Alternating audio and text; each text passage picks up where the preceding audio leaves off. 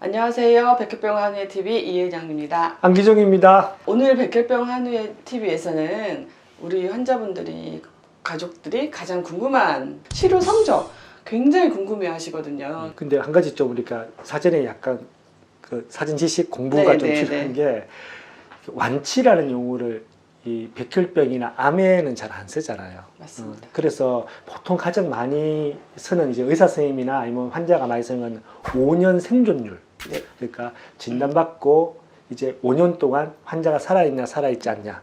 물론 그러니까 정확하지 않을 수도 있어요. 일반적으로 5년 생존율을 기준으로 이제 보통 이제 하고 또 5년 정도 지나면 의사 선생님이 또 진료 받으면 또 한마디 하시잖아요. 이제 5년 지났기 때문에 그 백혈병 재발은 거의 안 할 거다.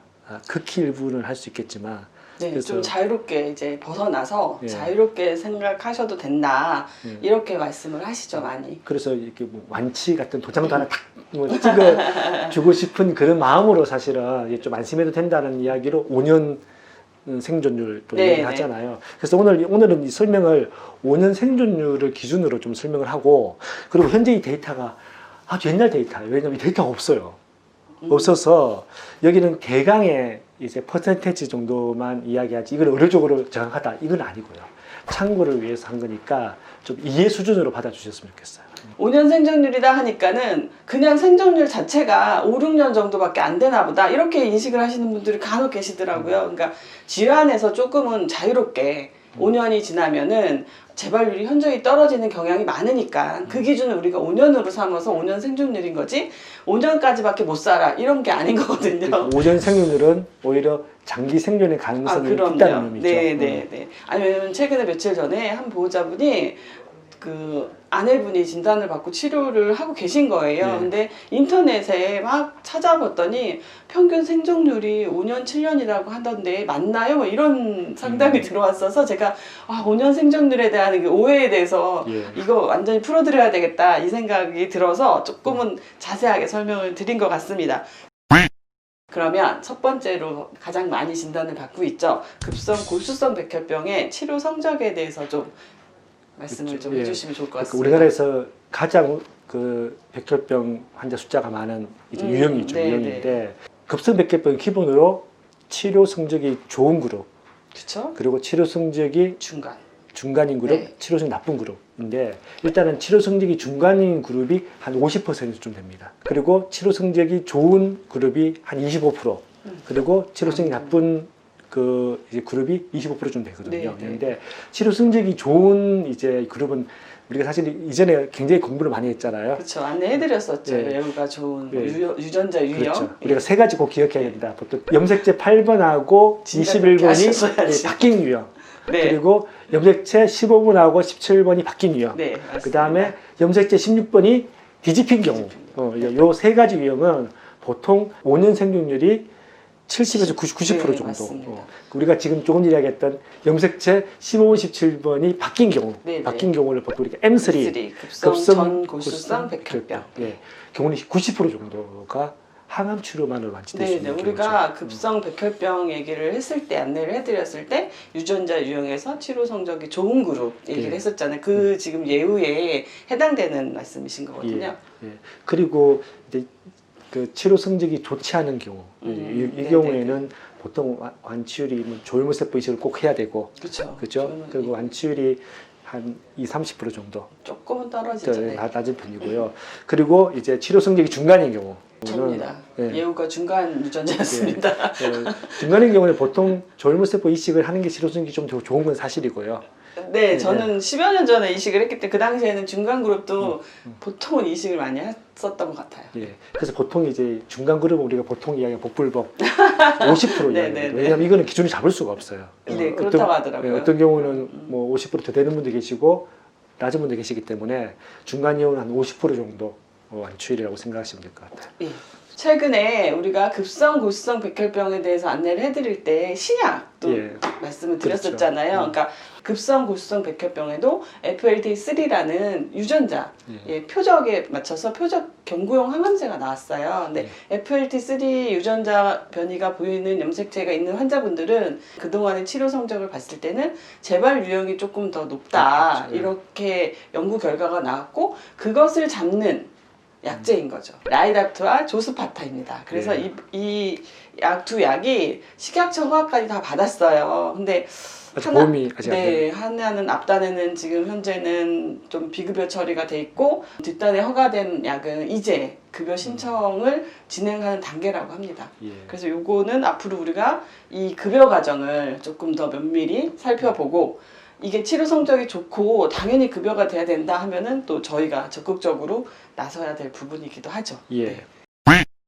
다음은 급성 림프구성 백혈병 치료 성적에 대해서 얘기를 나눠보려고 합니다. 예. 이건 좀 간단하게 하겠습니다. 왜냐하면 네. 염색체 유형을 막 이야기하면 너무 복잡해지기 때문에 맞습니다. 똑같이 치료 예후가 좋은 그룹과 치료 예후가 중간인 그룹과 치료 예후가 이제 나쁜 그룹이 있습니다. 예.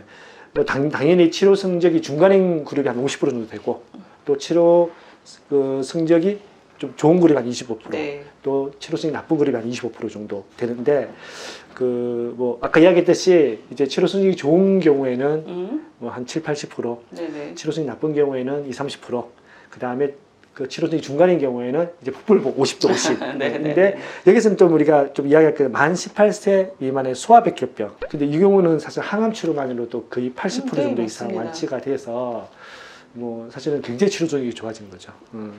그래서 소아 같은 경우에 사실 가끔 이제 너무 절박하셔서 막 이렇게 하는 경우가 있는데 그렇지 않거든. 소아만큼 또 사실은 치료 환경이 좋은 경우가 사실 또 없거든요. 네, 간혹 5살 미만에서 그 5세 전후로 이렇게 아팠던 친구들은 조금 성인이 되면 중고등학생 되면 본인이 아팠던 기억을 그냥 나 옛날에 그랬대 뭐 이런 그치, 친구도 그 있어요. 정도로, 사실은 맞아요. 그 정도로 그냥 똑같이 건강하게 나중에 기억도 희미한 그렇게 지내는 친구들도 있더라고요. 예, 급성 림프구성 백혈병에도 또 좋은 소식이 있죠 하나. 그렇죠. 예. 알려주시죠. 그 불응성 재발성에 관련된 또 치료제가 연속적으로 나오고 있습니다. 예. 이거는 보험까지 되고 있고요. 우리가 지난번 시간에도 말씀드렸던 블린사이트와 베스포사주입니다. 그 제가 봐서는 급성 골성 백혈병의 그 신약은 치료계가 아주 좀 뭐라 해야 되나. 아직은 좀 보는 것 같아요. 예. 근데 급성 림프구성 백혈병의 이 두 개 치료제에 대해서는 좀 기대감이 좀 있는 거죠. 우리가 지금 치료 성적을 이야기하니까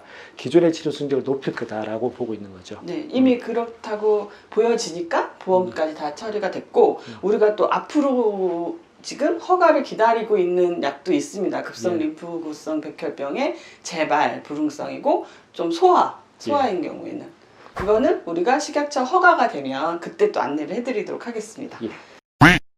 네, 이번에는 그러면 만성 림프구성 백혈병에 대해서 치료 성적에 대해서 얘기를 해보도록 하겠습니다. 예. 만성 림프구성 백혈병은 사실 진단받고도 한 뭐 3년에서 한 15년 동안 그러니까요. 장기 이게 생존이 치료 가능하잖아요. 방법 패턴이 조금 달라가지고 만성 림프구성 백혈병 진단을 받으신 분들은 이게 뭐야? 계속 그렇게 생각하시는 그렇죠. 분도 계세요. 예. 주로 보면 이제 혈액 검사하고 수혈 정도 받다가 나중에 이제 어느 정도 암스프가 이제 일정 넘으면 그때 이제 항암 치료와 맞습니다. 이제 네. 나중에는 정 안 될 때는 조혈모세포 이식까지 하게 되는 거잖아요. 네. 네, 그래서 사실 조혈모세포 이식을 했을 때 보통 자가 이식을 하지 않거든요. 보통 형제나 타인 이식을 하는데 뭐 예전 데이터 자료에 의하면 한 그러니까. 40에서 45% 정도가 이제 5년 생존을 한다. 이제 이렇게 네. 지금 나오고 이게 있죠. 근데 만성 림프구성은 또 우리가 아까도 말씀드린 것처럼 본격적인 치료가 들어가는 시기가 네. 길게는 10년 넘어요. 그쵸. 그쵸? 짧게는 뭐 2, 3년이긴 한데 근데 또 그 과정에서도 처음 한번 항암 치료하고 재발을 했을 때 인브루비카라는 경구용 그렇죠. 또 그 2차 약이 또 약이 있고 있죠. 세 번째 벤크렉스타라는 또 맞아요. 지난번에 우리가 또 설명을 해드린 신약이 됐고 보험까지 되거든요. 그래서 앞단의 치료 기간이 이식하기 전 기간이 굉장히 길어요. 그렇고. 거기에 조혈모세포 이식을 하고 나서의 또 생존율이 그렇게 나왔다고 하면 뭐 굉장히 긴 거죠. 그렇죠. 사실 한국에는 만성 림프구성 백혈병이 적지만 외국 유럽이나 미국에서는 제일 많은 유형이 만성 네, 이국성 백혈병이거든요. 맞습니다. 그래서 당연히 치료 성적이 좋을 수 있는 여러 가지 환경들이 네. 있죠. 약이 계속 나오고 네, 있고. 그런 것 같아요. 맞아요. 그러면 다음에는 만성 구수성 백혈병을 알아보도록 하겠습니다. 물론 이제 만성 구수성 백혈병은 처음 진단받았을 때 보통 초기, 중기, 말기처럼 네. 만성기, 가속기, 급속기 어이구, 네. 그죠? 이 세 개로 자신감 칵칵 나누어져 넘치는. 좀 치료 성격이 좀 다르긴 다르지만 하지만 그렇게 중요하지 않습니다. 왜냐하면 보통 이제 글리백, 그다음에 네. 스프라셀, 타시거나 수페트, 아이클루시브 같이 이 표적 항암제를 쓰게 됐을 때 보통 그러니까 5년 생존율이 보통 90%를 넘어간다고 이야기하고 있거든요. 맞아요. 그래서 그게 핵심이에요, 핵심. 네. 90% 정도의 환자들은 5년 이상 생존하고 있다는 게 너무지게 치료 성격이 좋은 이제 그런 환경이죠.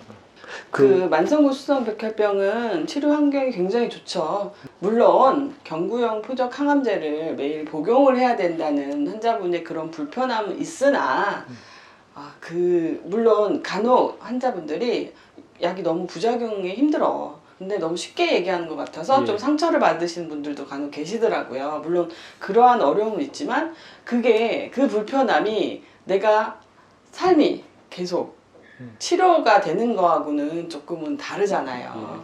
불편함은 좀 감수를 해야 그래도 치료가 잘 되고 있으니까 그런 부분을 조금 더 크게 생각해 주시면 좋을 것 같아요. 처자님은 조혈세포 이식을 해보셨잖아요. 네, 그렇죠. 그리고 저희 아내도 조혈세포 이식 해봤기 때문에 그걸 다 봤기 때문에 또 경험했기 때문에 네네네. 얼마나 힘든지를 알고 이식을 하지 않고 장기 생존이 가능하다는 게 얼마나 큰 축복인지 사실 모르는 분들이 계시죠. 그러다 보니까 사실은 이제 이 글리백 이후로 나오는 그 표적암제 부작용은 사실은 그에 비하면 굉장히 좀 상대적으로 낮은 좀 편인데도 약한데 불구하고 그래도 또 당사자는 또 힘드니까. 힘든 거죠. 그러니까 아무래도 건강해서 아무 치료가 없이 내가 건강을 관리하면서 사는 사람하고 내가 질환이 있어서 네. 질환을 관리하고 치료하면서 사는 삶의 질은 조금 다르기 때문에 그렇죠. 그런 부분이 있는 것 같습니다. 그럼에도 불구하고 우리는 꿋꿋하게 치료 잘 받아야죠. 예. 아주 잘. 그러면 되는 거거든요. 너무 씩씩했나?